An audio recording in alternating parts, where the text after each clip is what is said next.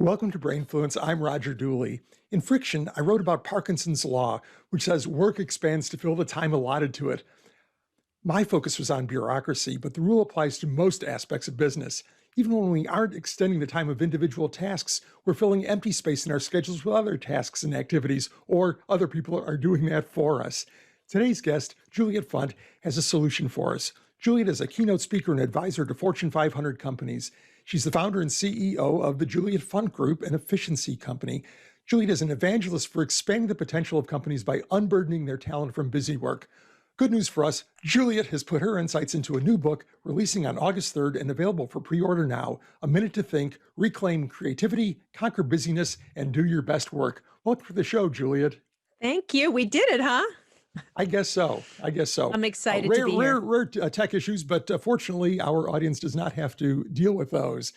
I was curious, Juliet. I've only known one other person with the name Funt, and this is probably a dated reference for many, but the TV show, when I was a mere boy, there was a TV show called Candid Camera, which was kind of an interesting premonition of what marketers would like to do now and film people doing things without their knowing it. But in this case, it was done for laughs. And there have been millions of imitators since, but the host of that show and creator of that show was Alan Funt. And I thought, well, I'm sure she gets told all the time, boy, you must like Candid Camera. And it turns out you can explain the relationship to the show, Juliet. Yes, actually, he was my dad. Everybody thinks he was my grandfather because he was a lot older. But yes, I grew up listening to the tales of the very first ever reality television show. And this was the precursor of any time in all of recorded history that a person who wasn't an actor is put on camera. That seeded out of the Candid Camera legacy, from taste testing commercials to reality television shows to a lot of versions of it that my father would really hate if he was here to see it. But it was a kinder time when the very, very first show started, and that was Candid Camera. Juliet, your new book is about busyness, how we all tend to be too busy. And the impression I get is there's the old expression, nature abhors a vacuum. And it seems like in business, any available time is something that nature abhors as well, because things will immediately cram in there to fill it, either of our own creation or not. Why is this such a huge problem, and how can we begin to deal with that?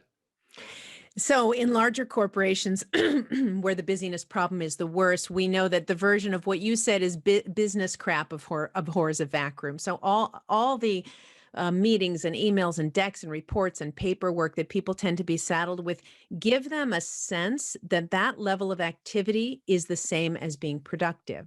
And that confusion between activity and productivity is really at the heart of the problem you're describing. Another main component is the pervasive and passionate denial that corporations and leaders are in about the cost of this waste. Because if they really looked at all those low value tasks and quantified them according to salary value, which we do all the time with our clients, they would see spectacular numbers. We see $1 million of annual waste for every 50 people in an organization typically.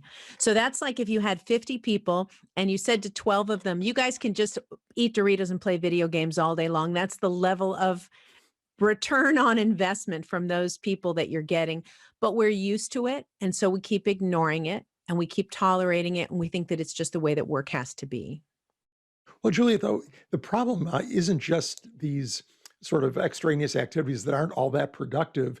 I mean, because we could try and eliminate those. We could, determine which activities aren't leading to any better outcomes and say, we're going to stop doing those. We're going to spend all that time on productive work.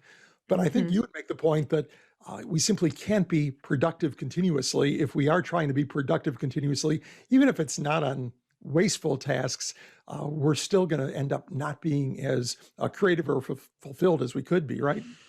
Well, the foundational metaphor of the book, and one that we should explore first, is if you built a fire, you'd want to get all the right ingredients. You'd want to get the little dry pine needles, newspaper, fire, maybe that industrial white fire starter, and then the right kind of wood. But if you put it all together and you forgot one critical ingredient, it would never ignite. And that ingredient is space. It's the in between oxygenating passages where the fire has room to ignite. And that is precisely what we don't have at work. We don't have a minute to think. We don't have a minute to breathe. We don't have a minute to reboot our exhausted bodies. And without that space, everything we do is reduced in its impact. So you're describing being productive all day long. I would still push back to say you're probably still fluidly going back and forth between the definition of what is active and what is productive. Because if I put you and a bunch of executives in a conference room for 8 hours and you sat quietly for 8 hours and just did this, and then at the end of that 8 hours, you had a game-changing breakthrough idea that changed the nature of your business, you'd call that a very productive day, but it wouldn't be an active day. It's just that we keep conflating the two.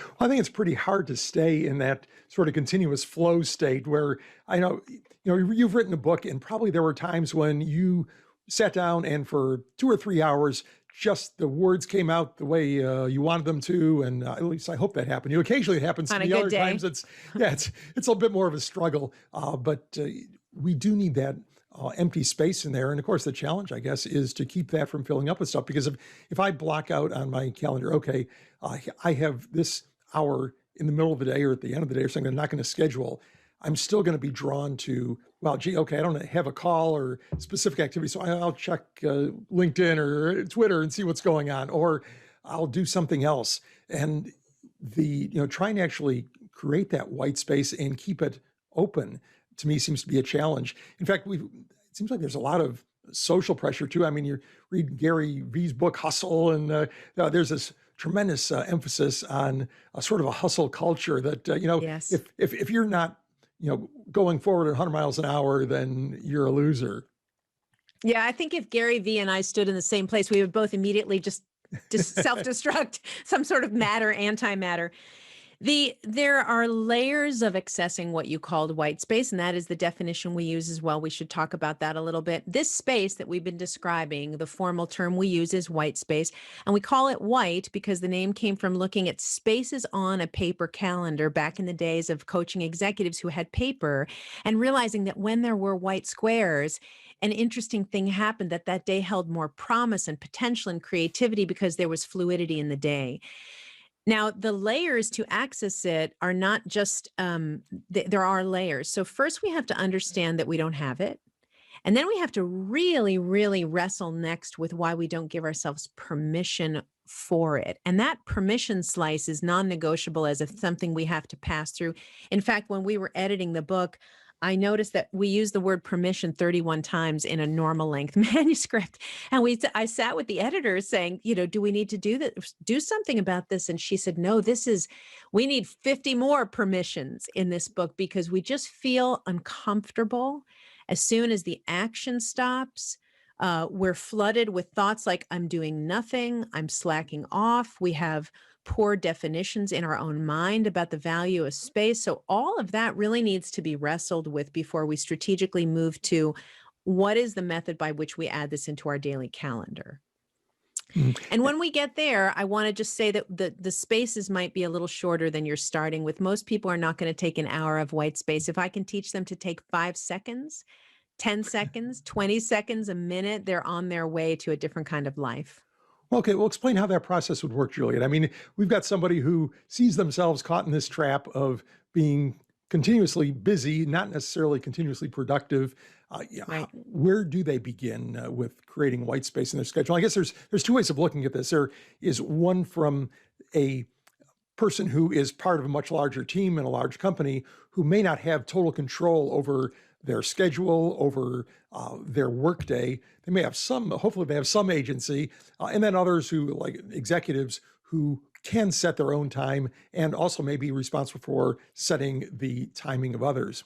So let's take each population kind of one at a time that you just rattled off there. So starting with the executives that you ended with, we're in a time in professional history right now where all of work is being redesigned. All the car parts are out on the driveway and the gunk is being cleaned and we're looking at them before we put them back together in hybrid designs and post-pandemic designs. So for leaders, This is maybe the most critical time ever to take a minute to think and make sure that you're being purposeful and strategic about the next work that you're creating. We almost have a blank slate to write on right now. It's very exciting times. But if leaders are not careful, they will get wrapped up in the busy work of reentry, and all they'll be doing is logistics, logistics, logistics. They'll be over focused on where people sit and where people work and hybrid design, and they won't take a minute to be strategic about the type of work environment that they'd like to create. So that's a very important call to action. For people who are on teams, that permission aspect is more accessible when you talk about this together. So, in order to start accessing white space, one of the greatest things that teams can do is sit down together and talk about the space deficit and the costs of it. What does it feel like? Are we exhausted? Are we creatively running dry? Do we have no idea why we do the things we do anymore? And could a little space help that? Once you start enlisting each other in this conversation, you feel bolder, you feel empowered that space is something that you deserve and can actually take. And then for the individual entrepreneur, retiree, we have in the book, there's from sheep farmers to retirees who feel that they are too busy, family, doctors, and little mountain towns. We all suffer from it. The tool that I like to start people with is called the wedge. Now, the wedge is a small portion of space that you insert in between two activities to open them up and uncompress them. And this is something that you can work in the most space unfriendly corporation in the world, and you'll still be able to use this tool personally. So between getting an email and responding, or between a meeting, or between hearing something that is an affront to you that makes you feel defensive and giving your response, between a thought and giving a question to somebody else. These are all little moments where we could just open up a little bit of space, 1 second, 5 seconds, 10 seconds, a minute, and there starts to be a little bit of that oxygen in the day. So, how does the individual sort of trigger themselves to do that? In other words, say I say, okay, well, I'm going to be sure that meetings are at least 10 minutes apart.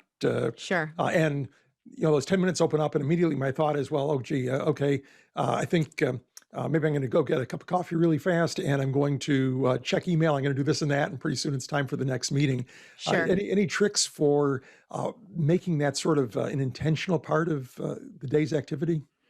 So we call it hall time, what you're describing. We model it after classic high school system where you used to have two bells. You remember you had a bell and the bell said you should stand up and go, and then the other bell said you should arrive and sit. And there was this beautiful hall time in between that allowed you to have some oxygen. So from a meetings point of view, you just brought up a wonderful point, and one that couldn't be more valuable now in this Zoomaholic life that we're living.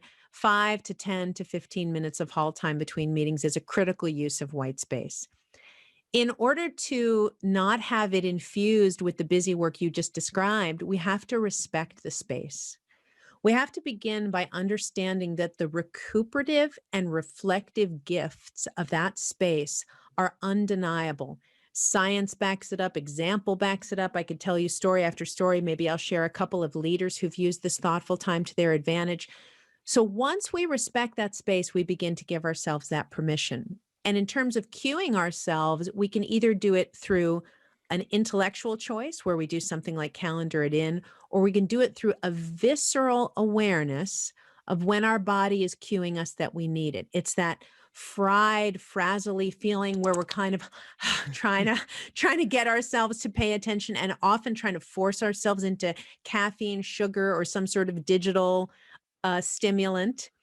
And those are actually the moments when we need to recognize the bell that space is calling, and we need to stop and just pause and So, insert that what does pause. this pause look like? I've set that space between meetings or between activities. What do I do then? I mean, do I think about a waterfall in a forest, or what? How do I create the right sort of mental space to achieve what you want me to? Sure. So I said I promised you a leadership story or two. So from the grandest level, we'll begin to say that if you show me someone who's achieved a lot of things, they absolutely take space in their day as a given. They take it as their right. So Bill Gates used to go away for 2 weeks every year on these famous Think Weeks. And Phil Knight of Nike had a chair in his living room that was designated only for daydreaming. And so on an executive level, we see these grand examples of the use of the pause. And we want to figure out, how does that trickle down to us? We think of it in this way. The pause can be used in 4 directions. Now, yours, when you were slightly parodying the "do I think of a waterfall," we would call the recuperative use of the pause. This is when your brain and body are so tired, you just need to. But the recuperative use of space is only one of 4 ways that we use it, and it's the default setting that people assume all white space is. So we have to break that assumption that all white space is for recuperation. It's actually for a lot of other things. It's also for reflection. That can be in that meeting. How did I do? Did I really read that client right? What went well? What could have gone better? What did I miss? It can be pre-meeting reflection. Now you're turning toward the upcoming meeting. What do I need to prepare for? Which version of me am I bringing? What do I want to start with? That's a reflective activity that all occurs in those pauses. Next, to use the pause to reduce.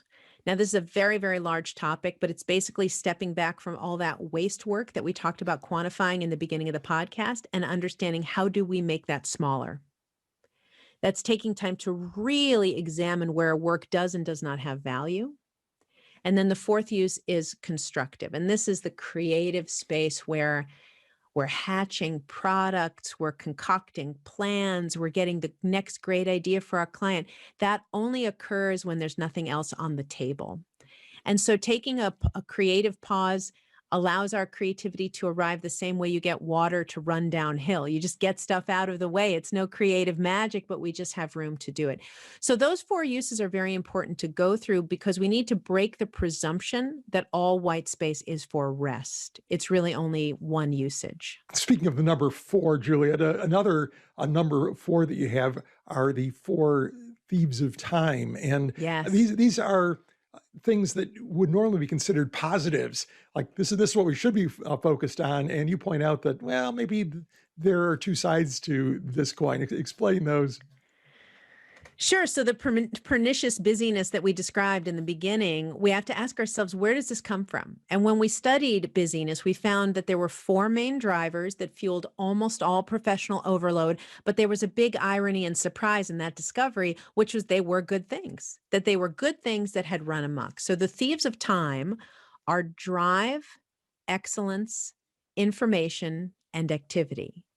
And you think, well, that I wouldn't work anywhere that didn't have those things. I wouldn't hire anybody that didn't portray those passions. But when they overgrow, they begin to steal our resources. So the analogy I always use is, there's a plant in California called morning glory. I don't know if you've ever seen this vine. Vine, sure. It's a beautiful purpley fairy tale-y vine, and has these little tendrils. And you think, you drive by it on somebody's trellis and you go, I've got to get that. And you go to the garden center and you get 4 pots of it and you put it up. In the first month, it's beautiful. It's all over the side of your house. And then you start realizing it's clogging the doggy door, and it's trapped your bike spokes, and it's invading the neighbor's roses, and you've loved this thing, but you can't kill it. It's resistant to pesticides. So that is the thieves.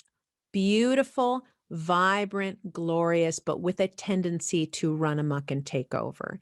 And when they do, they become their own risk. So drive turns into overdrive. Excellence becomes perfectionism. Information becomes information overload, and activity just becomes frenzy. And so then they are no longer our friends.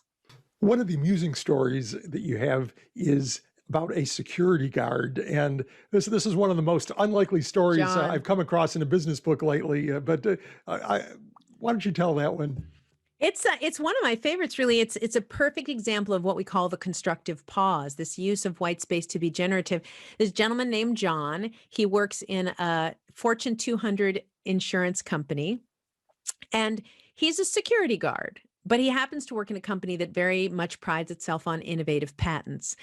And what is fantastically interesting about this man is that he, sitting in front of his surveillance monitor year after year after year, actually holds the record for the most patents in the company, more than anyone in the innovation department, more than anyone in new technology. And so I met him and I interviewed him, and he was an enormous advocate of white space as a concept. Now, is the reason that he has all those patents because his job is 95% white space and 5% acting on what's needed? Maybe he's a very individually impressive thinker, and he has a very unique, brilliant, creative mind. But I believe so much of it for him is just that his job by definition has so much permission for space, that he's in a waiting mode all day long. And in that waiting time, his brain is free in a way that his executives aren't free. And what's really, really interesting is he was transferred twice into innovation and out of security. And both times he quit and returned to security because he felt that the tasks that he was being assigned actually prevented his creative process in the innovation department. Right. Well, that's pretty amazing. I think one other thing that I've certainly heard expressed in more than one company is that somebody like that would be told, look, your job isn't to think, it's to watch the monitors or to keep the Right. building safe. We don't want you be thinking about stuff that isn't related to that. And of course, if the company would have lost out on a lot had they taken that attitude. So giving people the permission to think outside their space is pretty important too. But that's it's fascinating that just having all that time available, that at least he was able to put it to better use than many, I'm sure. But still, it's an incredible story. It's that, you said permission to think. We also have to keep floating in these extra words. When we were titling the book Permission to Think, we talked about it could be permission to a minute to think, a minute to breathe, a minute to recuperate, a minute. There are many kinds of minutes that we need. And I think that there's just a visceral intelligence sitting in the world right now with all these exhausted people, burnout, just cresting, breaking through the tops of all the charts, where we just feel, don't we deserve to just take a minute? Can we just take a minute to step back from all of this and allow a little space? I believe it's instinctively in people already right now, the need for that element, and they just have to have it acknowledged from an intelligent source. I think that's an extreme example, but we also see it in different departments where somebody from manufacturing has a marketing idea and it never gets any traction. It's like, that's, stay in your own swim lane. So really fun story. And I would have enjoyed chatting with that individual myself, I'm sure. One of the phrases you use in the book, Juliet, is an unusual one: hallucinated urgency. What is hallucinated urgency? It's part of the reason that we're all so frantic. It's this sense that everything is time sensitive by default. And so there's this kind of pen clicking, toe tapping, frenetic pace. It's almost, if you could take away the human sadness of it, it's almost comical when you walk into a larger corporation, you see everyone running around like they had 7 espressos that morning, which they may have. And it gets powerfully in the way of work, because it confuses all of us to understand in our pursuit of understanding of what's really important and what's really time sensitive. So one of the phases of white space work is to break that presumption, is to understand that you've been tricked by an external metronome to think that everything is time sensitive. Then you've ingested that internal pace, and now there is no they doing it to you anymore. It's just the way that you're moving, and it's a choice, and it's a choice that can be chosen otherwise. So we want people to start becoming more aware of that frenetic quality and stepping back from it. So in the book, what we do is we give them 3 different tiers of urgency. And when they get together as teams and they use these tiers, they operate much more effectively. So I can share the tiers if you want. I think will help a lot. Is things can be not time sensitive. We know that, but we don't acknowledge it often. That's number 1. Number 2, things can be tactically time sensitive.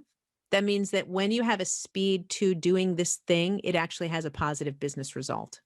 And those are the ones for which we want a sense of urgency. But the third and tricky category is that things can be emotionally time sensitive. And that's where so much of the real life activities fall. Curiosity, pressure, stress, anxiety is causing us to advance ideas, projects, and requests at a pace that has absolutely nothing to do with their tactical necessity.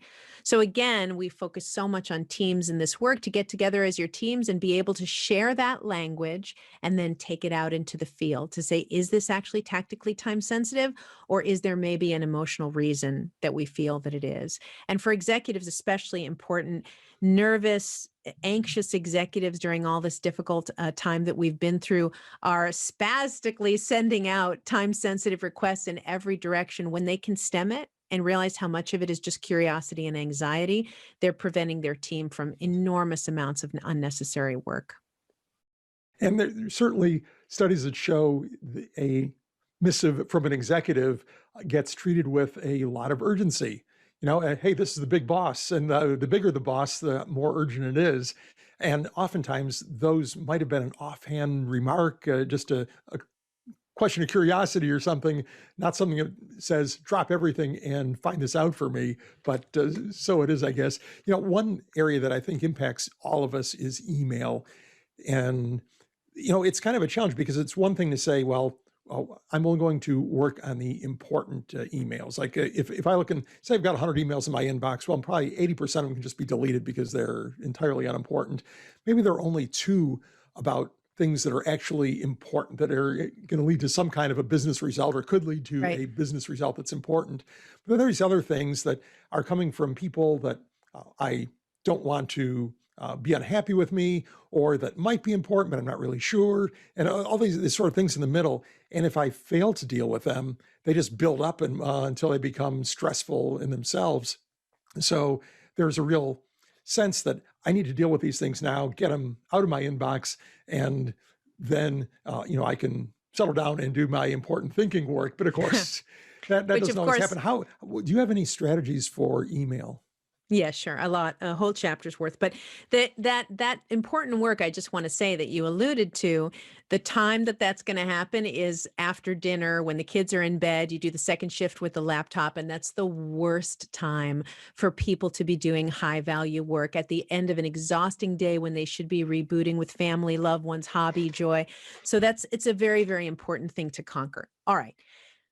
The big spectrum of email is very, very daunting to the kind of spaciousness that we want, not only because it's pernicious, but because it's also very addictive. And we understand that the box that email comes in is a screen, and therefore we are drawn to interact with it. And they're finding out so many fascinating things about our magnetism toward the screen itself, which I think is very important to talk about. If the email came in an auditory file that we listen to, we wouldn't be as drawn to it as we are.